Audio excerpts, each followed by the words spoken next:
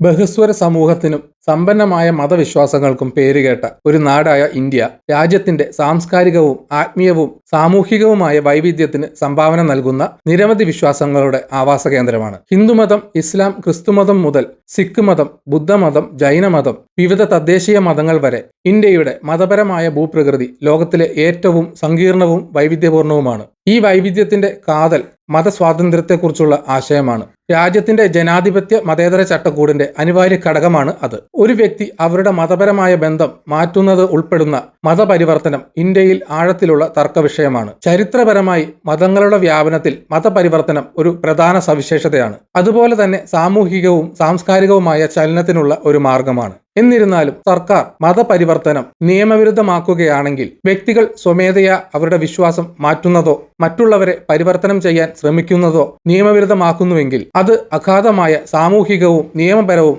രാഷ്ട്രീയവുമായ പ്രത്യാഘാതങ്ങൾക്ക് ഇടയാക്കും.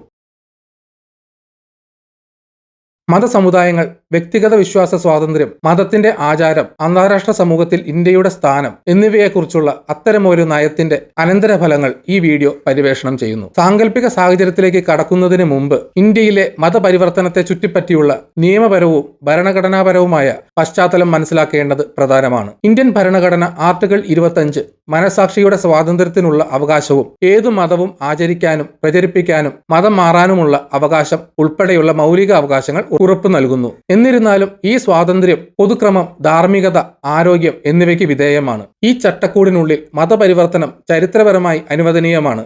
ഓരോ വ്യക്തിക്കും അവരുടെ മതം തിരഞ്ഞെടുക്കാനും അത് മാറ്റാനുമുള്ള സ്വയംഭരണാധികാരമുണ്ട്. അത് അക്രമത്തിലേക്കോ പൊതു അസ്വസ്ഥതയിലേക്കോ നയിക്കുന്നില്ലെങ്കിൽ.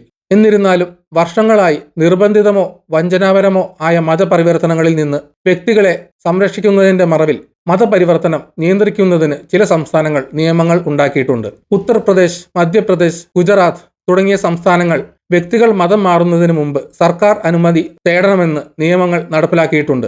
ഈ നിയമങ്ങൾ മതപരമായ പ്രേരിതമായ ബലപ്രയോഗം തടയാൻ ഉദ്ദേശിച്ചിട്ടുള്ളതാണെന്ന് അവകാശപ്പെട്ടു. ഈ നിയമങ്ങൾ സമ്പൂർണ്ണ നിരോധനമല്ലെങ്കിലും മതസ്വാതന്ത്ര്യത്തിന്റെ പരിമിതികളെക്കുറിച്ചും നിർബന്ധിത മതപരിവർത്തനങ്ങളുടെ നിർവചനത്തെക്കുറിച്ചും സംവാദങ്ങൾക്ക് തുടക്കമിട്ടിട്ടുണ്ട്. ഈ സാഹചര്യത്തിൽ മതപരിവർത്തനത്തിനുള്ള സാങ്കല്പിക രാജ്യവ്യാപക നിരോധനം നിയമപരമായ ചട്ടക്കൂടിൽ ഗുരുതരമായ മാറ്റം വരുത്തുകയും മതത്തിന്റെയും മനസാക്ഷിയുടെയും സ്വാതന്ത്ര്യത്തിനായുള്ള ഭരണഘടനാപരമായ സംരക്ഷണങ്ങളെ ഫലപ്രദമായി അട്ടിമറിക്കുകയും ചെയ്യും. മതപരിവർത്തനം നിയമവിരുദ്ധമാക്കുന്നത് ഇന്ത്യയിലെ മതസമൂഹങ്ങൾക്ക്, പ്രത്യേകിച്ച് ന്യൂനപക്ഷങ്ങൾക്കും അവരുടെ വിശ്വാസം സ്വതന്ത്രമായി ആചരിക്കാൻ ആഗ്രഹിക്കുന്ന വ്യക്തികൾക്കും കാര്യമായ പ്രത്യാഘാതങ്ങൾ ഉണ്ടാക്കും. ഈ നിരോധനം പ്രധാന സമൂഹങ്ങളിൽ ഉണ്ടാക്കാനിടയുള്ള പ്രത്യാഘാതങ്ങളും വിശ്വാസ സ്വാതന്ത്ര്യത്തിന്റെ വിശാലമായ പ്രത്യാഘാതങ്ങളും പര്യവേക്ഷണം ചെയ്യുന്നു. ഇന്ത്യയിലെ ഭൂരിപക്ഷ മതമായ ഹിന്ദു മതത്തിന് സാംശീകരണത്തിന്റെയും അനുരൂപീകരണത്തിന്റെയും ഒരു നീണ്ട ചരിത്രമുണ്ട്.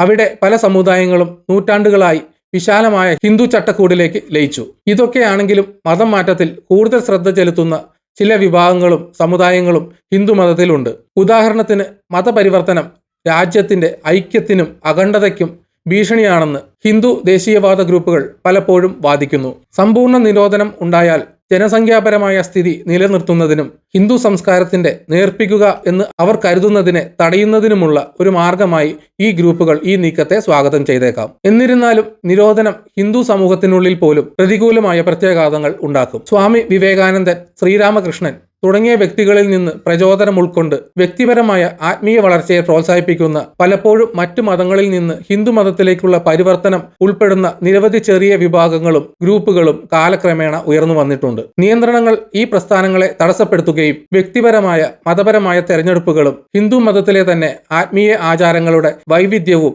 തടസ്സപ്പെടുത്തുകയും ചെയ്യും. ഇന്ത്യയിലെ ന്യൂനപക്ഷ മതങ്ങളായ ഇസ്ലാമും ക്രിസ്ത്യാനിറ്റിയും പലപ്പോഴും മതപരിവർത്തനത്തെ അവരുടെ മതപരമായ ആചാരത്തിന്റെ ഭാഗമായി കാണുന്നത്. അത് മിഷണറി പ്രവർത്തനങ്ങളിലൂടെയോ കമ്മ്യൂണിറ്റിയിലൂടെയോ സ്വമേധയാ ഉള്ള വ്യക്തി പരിവർത്തനത്തിലൂടെയോ ആകട്ടെ, രണ്ട് വിശ്വാസങ്ങളും തങ്ങളുടെ വിശ്വാസങ്ങൾ പ്രചരിപ്പിക്കുന്നത് ദൈവിക കൽപ്പനയായി കാണുന്നു. മതപരിവർത്തന നിരോധനം ക്രിസ്ത്യൻ മിഷണറിമാരുടെയും മുസ്ലിം നേതാക്കളുടെയും വിശ്വാസം പ്രചരിപ്പിക്കാനുള്ള കഴിവിനെ ഗണ്യമായി പരിമിതപ്പെടുത്തും. മതസമൂഹങ്ങൾക്ക് ഇപ്പോഴും അവരുടെ വിശ്വാസം സ്വകാര്യമായി ആചരിക്കാൻ കഴിയുമെങ്കിലും മതപരിവർത്തനത്തിനുള്ള നിയന്ത്രണം പുതിയ മതപരിവർത്തകരിലേക്ക് എത്തിച്ചേരാനുള്ള ശ്രമങ്ങളെ തടസ്സപ്പെടുത്തും. ഈ കമ്മ്യൂണിറ്റികൾക്കുള്ളിലെ വ്യക്തിപരമായ വിശ്വാസം, സാമൂഹിക പദവി അല്ലെങ്കിൽ വിഭവങ്ങളിലേക്കുള്ള പ്രവേശനം എന്നിവയുടെ കാരണങ്ങളാൽ മതം മാറിയ നിരവധി വ്യക്തികൾക്ക് നിയമത്തിന്റെ ഭാരം അനുഭവപ്പെട്ടേക്കാം. അത് ഭയത്തിന്റെയും അടിച്ചമർത്തലിന്റെയും അന്തരീക്ഷം സൃഷ്ടിച്ചേക്കാം. വിവിധ മതസമൂഹങ്ങൾ തമ്മിലുള്ള സംഘർഷം പോലും ഇത് വർദ്ധിപ്പിച്ചേക്കാം. കാരണം മിഷണറി അല്ലെങ്കിൽ ഔട്ട്റീച്ച് പ്രവർത്തനങ്ങളിൽ ഏർപ്പെട്ടിരിക്കുന്നവർ നിയമം ലംഘിക്കുന്നതായി കാണപ്പെടും. തങ്ങളുടെ വിശ്വാസം സ്വതന്ത്രമായി ആചരിക്കാനുള്ള അവരുടെ അവകാശം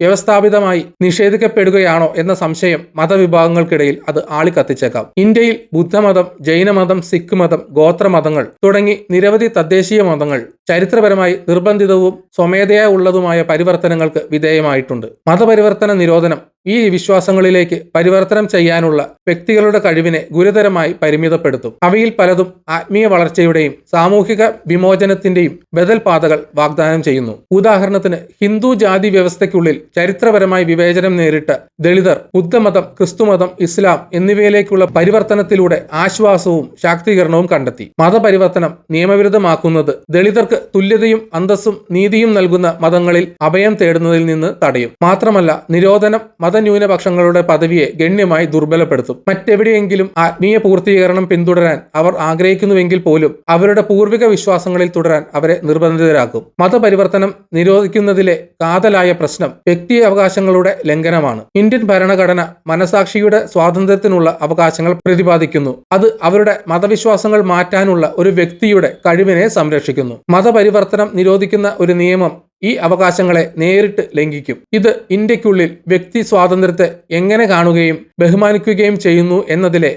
ആഴത്തിലുള്ള മാറ്റത്തിലേക്ക് നയിച്ചേക്കാം. ആവിഷ്കാര സ്വാതന്ത്ര്യത്തെ ബാധിക്കുന്നത് ദൂരവ്യാപകമായിരിക്കും. തങ്ങളുടെ മതവിശ്വാസങ്ങൾ തങ്ങളുടെ ജന്മമതവുമായി ഒത്തുപോകുന്നില്ലെന്ന് കരുതുന്ന വ്യക്തികൾ സാമൂഹിക പ്രതീക്ഷകളോടും നിയമങ്ങളോടും പൊരുത്തപ്പെടാൻ നിർബന്ധിതരാകുകയും മതപരമായ അടിച്ചമർത്തലിന്റെ അന്തരീക്ഷത്തിലേക്ക് നയിക്കുകയും ചെയ്യും. പലപ്പോഴും സ്വത്വത്തോടും ആത്മപ്രകാശനത്തോടും ബന്ധപ്പെട്ടിരിക്കുന്ന വ്യക്തിപരമായ വിശ്വാസം നിശബ്ദമാക്കപ്പെടും. ഒരാളുടെ വിശ്വാസം മാറ്റുന്ന ഏതൊരു പ്രവൃത്തിയും കലാപത്തിന്റെയോ ക്രിമിനാലിറ്റിയുടെയോ പ്രവർത്തനമായി കാണപ്പെടും. ഫലത്തിൽ മതപരിവർത്തനം നിയമവിരുദ്ധമാക്കുന്നത് ഒരു ജനാധിപത്യ സമൂഹത്തെ നിർവചിക്കുന്ന മൗലിക സ്വാതന്ത്ര്യങ്ങളിലൊന്ന് ഇല്ലാതാക്കും. മതപരിവർത്തനം നിയമവിരുദ്ധമാക്കുന്നതിന്റെ ഏറ്റവും സാധ്യതയുള്ള ഫലങ്ങളിലൊന്ന് മറഞ്ഞിരിക്കുന്നതോ അണ്ടർഗ്രൗണ്ടോ ആയ മതപരമായ ആചാരങ്ങളുടെ ഉദയമായിരിക്കും. ഭരണകൂടത്തിൽ നിന്നോ സാമൂഹിക ബഹിഷ്കരണത്തിൽ നിന്നോ ഉണ്ടാകുന്ന പ്രത്യാഘാതങ്ങളെ ഭയന്ന് ആളുകൾ തങ്ങളുടെ പുതിയ വിശ്വാസം രഹസ്യമായി പരിശീലിക്കുന്നതിനുള്ള വഴികൾ തേടാം. സ്വകാര്യ വീടുകളിലോ ആളൊഴിഞ്ഞ പ്രദേശങ്ങളിലോ കമ്മ്യൂണിറ്റികൾ യോഗം ചേരുകയോ അല്ലെങ്കിൽ അവരുടെ മതപരമായ ബന്ധങ്ങൾ മറയ്ക്കാൻ എൻക്രിപ്റ്റ് ചെയ്ത ആശയവിനിമയങ്ങൾ ഉപയോഗിക്കുന്നതിലൂടെയോ മതപരമായ കൂടിച്ചേരലുകളും പരിവർത്തനങ്ങളും അണ്ടർഗ്രൗണ്ടിലേക്ക് പോകാം. ചില സന്ദർഭങ്ങളിൽ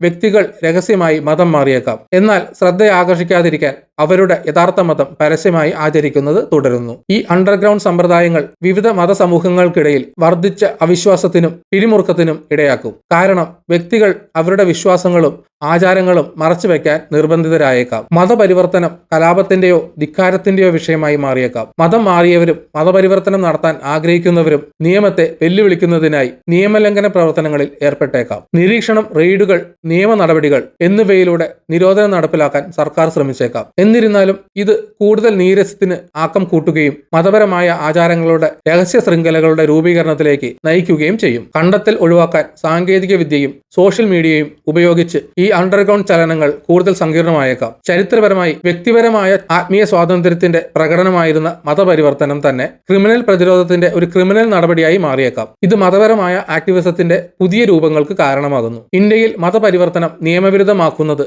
കാര്യമായ അന്തർദേശീയ ശ്രദ്ധ ആകർഷിക്കുകയും ഇന്ത്യയുടെ മതസ്വാതന്ത്ര്യം ആഗോളതലത്തിൽ എങ്ങനെ വീക്ഷിക്കപ്പെടുന്നു എന്നതിലെ മാറ്റത്തിലേക്ക് നയിക്കുകയും ചെയ്യും. അന്താരാഷ്ട്ര സമൂഹത്തിലെ അംഗമെന്ന നിലയിൽ ഇന്ത്യ അതിന്റെ വൈവിധ്യത്തിനും മതേതരത്വത്തോടുള്ള പ്രതിബദ്ധതയ്ക്കും ചരിത്രപരമായി പ്രശംസിക്കപ്പെട്ടിട്ടുണ്ട്. മതസ്വാതന്ത്ര്യം വെട്ടിച്ചുരുക്കാനുള്ള ഏതൊരു ശ്രമവും ഇന്ത്യയുടെ ഈ അന്താരാഷ്ട്ര നിലയ്ക്ക്, പ്രത്യേകിച്ച് മനുഷ്യാവകാശ സംഘടനകൾ, ജനാധിപത്യ രാജ്യങ്ങൾ മതസ്വാതന്ത്ര്യം അടിസ്ഥാനമാക്കി അടിസ്ഥാനമായ മനുഷ്യാവകാശമായി ഉയർത്തിപ്പിടിക്കുന്ന ആഗോള സ്ഥാപനങ്ങൾ എന്നിവയിൽ പ്രത്യാഘാതങ്ങൾ ഉണ്ടാക്കും. Amnesty international, human rights watch തുടങ്ങിയ അന്താരാഷ്ട്ര മനുഷ്യാവകാശ സംഘടനകൾ വിശ്വാസ സ്വാതന്ത്ര്യത്തിനുള്ള അടിസ്ഥാന അവകാശത്തിന്റെ ലംഘനമായി നിയമത്തെ അപലപിച്ചേക്കാം. പല രാജ്യങ്ങളും, പ്രത്യേകിച്ച് പാശ്ചാത്യ രാജ്യങ്ങൾ, മതപരമായ ബഹുസ്വരതയുടെയും സഹിഷ്ണുതയുടെയും പ്രാധാന്യം വളരെ കാലമായി ഊന്നിപ്പറയുന്നു. മതപരിവർത്തനം തടയുന്ന ഒരു നിയമം ഈ തത്വങ്ങളുടെ നേരിട്ടുള്ള ലംഘനമായി കാണപ്പെടും. ഇത്തരമൊരു നിയമം ആഗോളതലത്തിൽ ഇന്ത്യയുടെ പ്രതിച്ഛായയ്ക്ക് മങ്ങലേൽപ്പിക്കും. ഇത് ഐക്യരാഷ്ട്രസഭയുടെ മനുഷ്യാവകാശ കൗൺസിൽ പോലുള്ള അന്താരാഷ്ട്ര സ്ഥാപനങ്ങളിൽ നിന്ന് കൂടുതൽ പരിശോധനയ്ക്ക് ഇടയാക്കും. ഇന്ത്യയിലെ മതന്യൂനപക്ഷങ്ങൾക്ക് ഉയർന്ന വിവേചനവും അക്രമവും നേരിടേണ്ടി വരും. ആഗോള സമൂഹം ഈ ഗ്രൂപ്പുകൾക്ക് ഐക്യദാർഢ്യത്തോടെ അണിനിരക്കും. പ്രതിഷേധങ്ങളും നയതന്ത്ര ഇടപെടലുകളും മതസ്വാതന്ത്ര്യത്തോടുള്ള ഇന്ത്യയുടെ ഭരണഘടനാപരമായ പ്രതിബദ്ധതകളെ മാനിക്കണമെന്നുള്ള ആഹ്വാനങ്ങളും ചില വിദേശ രാജ്യങ്ങളുമായുള്ള ബന്ധം വഷളാക്കിയേക്കാം. ഇന്ത്യയുടെ ആഗോള സ്വാധീനം, പ്രത്യേകിച്ച് വ്യാപാരം, നയതന്ത്രം, അന്താരാഷ്ട്ര ബന്ധങ്ങൾ തുടങ്ങിയ മേഖലകളിൽ മതപരിവർത്തനം നിയമവിരുദ്ധമാക്കുന്നത് പ്രതികൂലമായി ബാധിച്ചേക്കാം. യുണൈറ്റഡ് സ്റ്റേറ്റ്സും യൂറോപ്യൻ യൂണിയനും ഇന്ത്യയെ അതിന്റെ ജനാധിപത്യ മൂല്യങ്ങൾക്ക് പലപ്പോഴും പുകഴ്ത്തിയിട്ടുണ്ട്. എന്നാൽ മതപരമായ നിയന്ത്രണങ്ങളിലേക്കുള്ള ഈ മാറ്റം ജനാധിപത്യ ഭരണത്തിന്റെ ഒരു മാതൃക എന്ന നിലയിൽ രാജ്യത്തിന്റെ പ്രശസ്തി നശിപ്പിക്കും. ഇന്ത്യയുടെ അടിസ്ഥാന മനുഷ്യാവകാശങ്ങളെ തുരങ്കം വെക്കുന്നതായി ആഗോള സ്ഥാപനങ്ങൾ മനസ്സിലാക്കിയാൽ അന്താരാഷ്ട്ര നിക്ഷേപങ്ങൾ, സാംസ്കാരിക വിനിമയ പരിപാടികൾ, നയതന്ത്ര പങ്കാളിത്തം എന്നിവയെ ബാധിക്കാം. കൂടാതെ United States, Canada, United kingdom തുടങ്ങിയ ഇന്ത്യൻ വംശജരായ വലിയ പ്രവാസികളുള്ള രാജ്യങ്ങൾ മതപരിവർത്തന നിരോധനം ഒരു തർക്ക വിഷയമായി കണ്ടെത്തിയേക്കാം. വിദേശത്തുള്ള ഇന്ത്യൻ കമ്മ്യൂണിറ്റികൾ വളരെ കാലമായി മതസ്വാതന്ത്ര്യം ആസ്വദിച്ചിരുന്നു. അവരുടെ വിശ്വാസം ആചരിക്കുന്നതിനോ പ്രചരിപ്പിക്കുന്നതിനോ ഉള്ള സ്വാതന്ത്ര്യത്തിനു മേലുള്ള ഏതൊരു നിയന്ത്രണവും ഇന്ത്യൻ ഗവൺമെന്റിനും അതിന്റെ പ്രവാസികൾക്കും ഇടയിൽ പിരിമുറുക്കം സൃഷ്ടിക്കാം. ഈ കമ്മ്യൂണിറ്റികൾക്കുള്ളിലെ പ്രവർത്തകർക്ക് ഈ വിഷയത്തെക്കുറിച്ച് അവബോധം വളർത്തുന്നതിന് ക്യാമ്പയിനുകൾക്ക് നേതൃത്വം നൽകാം. ഇത് അന്താരാഷ്ട്ര വിമർശനം കൂടുതൽ വർദ്ധിപ്പിക്കും. ഇന്ത്യയിൽ മതപരിവർത്തനം നിയമവിരുദ്ധമാക്കുന്നതിന്റെ സാങ്കല്പിക സാഹചര്യം സങ്കീർണവും പ്രത്യാഘാതങ്ങൾ നിറഞ്ഞതുമാണ്. ഇത്തരമൊരു നിയമത്തിന്റെ വക്താക്കൾ സാമൂഹിക ഐക്യം നിലനിർത്തേണ്ടതും ബലപ്രയോഗത്തിൽ നിന്ന് സംരക്ഷിക്കേണ്ടതും ആവശ്യമാണെന്ന് വാദിച്ചേക്കാം. എന്നാൽ യാഥാർത്ഥ്യം വ്യക്തി സ്വാതന്ത്ര്യത്തെ അടിച്ചമർത്തൽ, ഭൂഗർഭ മത പ്രസ്ഥാനങ്ങളുടെ ഉദയം, അന്താരാഷ്ട്ര അപലപനം എന്നിവയായിരിക്കും. മതപരമായ സമൂഹങ്ങൾ, പ്രത്യേകിച്ച് ന്യൂനപക്ഷ വിശ്വാസങ്ങൾ അത്തരം ഒരു നിയമത്തിന്റെ ഭാരം വഹിക്കും. അവരുടെ വിശ്വാസങ്ങൾ ആചരിക്കാനും പ്രചരിപ്പിക്കാനുമുള്ള അവരുടെ കഴിവിന്മേൽ നിയന്ത്രണങ്ങൾ നേരിടേണ്ടി വരും. വ്യക്തികളുടെ ആത്മീയ പാത തിരഞ്ഞെടുക്കുന്നതിലെ സ്വയംഭരണാവകാശത്തെ നിയമം കഠിനമായി പരിമിതപ്പെടുത്തുകയും ഇന്ത്യയുടെ ബഹുസ്വര സമൂഹത്തിന്റെ അടിത്തറ തന്നെ തകർക്കുകയും ചെയ്യും. മതപരിവർത്തനം നിയമവിരുദ്ധമാക്കുന്നത് മതസ്വാതന്ത്ര്യവുമായി ബന്ധപ്പെട്ട അന്താരാഷ്ട്ര മാനദണ്ഡങ്ങളുമായി ഇന്ത്യയെ